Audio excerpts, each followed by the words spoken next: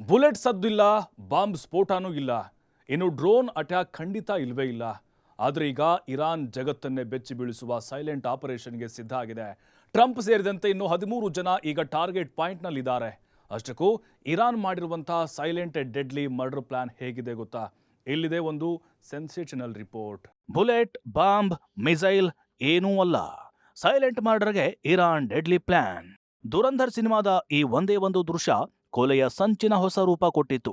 Don ಲೋಕದ king ದಾವೂದ್ನನ್ನ ಕೇವಲ shake hand ಮಾಡುವ ಮೂಲಕ ವಿಲ ಒದ್ದಾಡೋ ಹಾಗೆ ಮಾಡಿರುವಂತಹ ದೃಶ್ಯ ಇದು. ವಾಸ್ತವದಲ್ಲಿ ಇದು ಸಾಧ್ಯ ಇಲ್ಲದೆ ಇರಬಹುದು, ಆದರೆ ಇದಕ್ಕಿಂತಲೂ ಭೀಕರವಾಗಿ ಕೊಲೆ ಮಾಡುವ ಸುಳಿವು ಇರಾನ್ ಮಾಧ್ಯಮಗಳು ಇಡೀ ವಿಶ್ವಕ್ಕೆ ನೀಡುತ್ತಿವೆ. ಅಲ್ಲಿಗೆ ಇರಾನ್ ಮುಂದಿನ ದಿನಗಳಲ್ಲಿ ಆಡಲಿರುವಂತಹ ಸಾವಿನ ಆಟ ಈ ಜಗತ್ತಿಗೆ ಊಹೆಗೂ ಮೀರಿದ್ದು. ಈ ಬಾರಿ ಬುಲೆಟ್ನಿಂದಲ್ಲ, ಅಥವಾ ಗನ್ನಿಂದಲ್ಲ, ಅಥವಾ ಬಾಂಬ್ನಿಂದ ಕೂಡ ಅಲ್ಲ, ಸೈಲೆಂಟ್ ಆಗಿ ಹೋಗಿ ಕೊಲೆ ಮಾಡಿ ಬರೋದು. ಅದಕ್ಕಾಗಿ ಡೆಡ್ಲಿ ಪ್ಲಾನ್ ಕೂಡ ರೆಡಿ ಮಾಡಿಟ್ಟಿದೆ ಅಂತೆ. ಇದಕ್ಕೆ ಸಾಕ್ಷಿಯಾಗಿ ಇರಾನ್ನಲ್ಲಿ ಒಂದು ಹೇಳಿಕೆ ಜೋರಾಗಿ ಕೇಳಿಸಿತ್ತು. ಆ ಹೇಳಿಕೆ ಏನಂದ್ರೆ, ಇದು ಪ್ರತೀಕಾರದ ಯುದ್ಧ. ಟ್ರಂಪ್ ಅವರನ್ನ ಸುಮ್ಮನೆ ಬಿಡೋ ಮಾತೇ ಇಲ್ಲ. ಅವರನ್ನ ವೈಟ್ ಹೌಸ್ ಒಳಗೆ ನುಗ್ಗಿಯೇ ಹತ್ಯೆ ಮಾಡ್ತೇವೆ. ಇರಾನ್ ಜನ ಯಾವ ವೇಷದಲ್ಲಿ, ಯಾವ ರೂಪದಲ್ಲಿ ಈಗ ದಾಳಿ ಮಾಡುತ್ತೆ ಅನ್ನೋದು ಊಹೆಗೂ ಮೀರಿದ್ದು.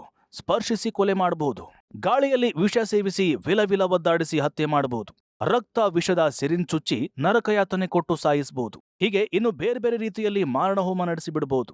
ಇದೇ ಭಯ ಈಗ ಅಮೆರಿಕದ ಅಧ್ಯಕ್ಷ ಟ್ರಂಪ್ ಸೇರಿದಂತೆ ಟಾರ್ಗೆಟ್ ಲಿಸ್ಟ್ ನಲ್ಲಿರುವಂತಹ 13 ಜನರಿಗೂ ಕಾಡ್ತಾ ಇದೆ. ಅಷ್ಟಕ್ಕೂ ಹೀಗೆ ಜೀವ ಭಯ ಕಾಡೋದಕ್ಕೆ ಕಾರಣ ಈ ಒಂದು ಪೋಸ್ಟರ್. ಹೌದು ವೀಕ್ಷಕರೇ, ಖಮೇನಿ ಅಂತ್ಯಕ್ರಿಯೆ ಆಗ್ತಿದ್ದ ಹಾಗೆಯೇ ಇದೇ ಇರಾನ್ ಮಾಧ್ಯಮಗಳು 13 ಜನರ ಲಿಸ್ಟ್ ಜಗತ್ತಿನ ಮುಂದೆ ಇಟ್ಟಿತ್ತು. ಅಷ್ಟೇ ಅಲ್ಲ, ಒಂದು ಗುಂಡಿಯ ಫೋಟೋ ಪ್ರಕಟಿಸಿ ಟ್ರಂಪ್, ನೇತನ್ಯಾಹು ಸೇರಿದಂತೆ ಬೇರೆ ಬೇರೆ ಮುಖಂಡರ ಫೋಟೋ ಹಾಕಿ ಗೆಟ್ ರೆಡಿ ಫಾರ್ ಸಡನ್ ಡೆತ್ಗೆ ಸ್ಕೆಚ್ ಹಾಕಿರೋದು. ಅಲ್ಲದೆ ಕೆಲ ದಿನಗಳ ಹಿಂದಷ್ಟೇ republic US senator Lindsey Graham ಅವರ ಸಾವು. ಇರಾನ್ ಗ್ರಹಾಂ ಅವರ ಸಾವು ತಮ್ಮ ಮೊದಲ ವಿಕೆಟ್ ಅನ್ನೋ ರೀತಿಯಲ್ಲಿ ಪ್ರತಿಬಿಂಬಿಸುತ್ತಿದೆ. ಅಲ್ಲದೆ ಮುಂದಿನ ದಿನಗಳಲ್ಲಿ ಇದೇ ರೀತಿ ಸಾಲು ಹೆಣಗಳು ಬೀಳುತ್ತೆ ಅನ್ನೋ ಸೂಚನೆ ಸಿಕ್ಕಿದ ಹಾಗೆ ಅದಕ್ಕೆ ಟ್ರಂಪ್ ಇರಾನ್ ಏನಾದರೂ ದಾಳಿಗೆ ಒಂದೆಡೆ ಮುಂದೆ ಇಟ್ಟರೂ ಮುಂದಾಗಲಿರುವ ಅನಾಹುತದ ಸೂಚನೆ ಕೂಡ ಕೊಟ್ಟಿದ್ದಾಗಿದೆ. 1000 US ಕ್ಷಿಪಣಿಗಳನ್ನ ಲಾಕ್ ಮಾಡಲಾಗಿದೆ ಮತ್ತು ಲೋಡ್ ಮಾಡಲಾಗಿದೆ ಮತ್ತು ಅವು ನೇರವಾಗಿ ಇರಾನ್ ಅನ್ನ ಗುರಿಯಾಗಿಸಿಕೊಂಡಿವೆ. ಇರಾನ್ ತನ್ನನ್ನು ಹತ್ಯೆ ಮಾಡಲು ಸಂಚು ರೂಪಿಸಿದ್ರೆ ಅಥವಾ ಪ್ರಯತ್ನಿಸಿದ್ರೆ US ಮಿಲಿಟರಿ 1 ವರ್ಷದವರೆಗೆ ಇರಾನ್ನ ಪ್ರತಿಯೊಂದು ಭಾಗದ ಮೇಲೆ ನಿರಂತರ ದಾಳಿ ನಡೆಸಲು ಸಿದ್ಧವಾಗಿದೆ. ಇದೇ ಖಡಕ್ ವಾರ್ನಿಂಗ್ ಅನ್ನ ಟ್ರಂಪ್ ಈಗ ಇರಾನ್ಗೆ ಹಾಕಿದೆ. ಹಾಗಂತ ಇರಾನ್ ಸುಮ್ಮನೆ ಇರೋ ಮಾತಿಲ್ಲ.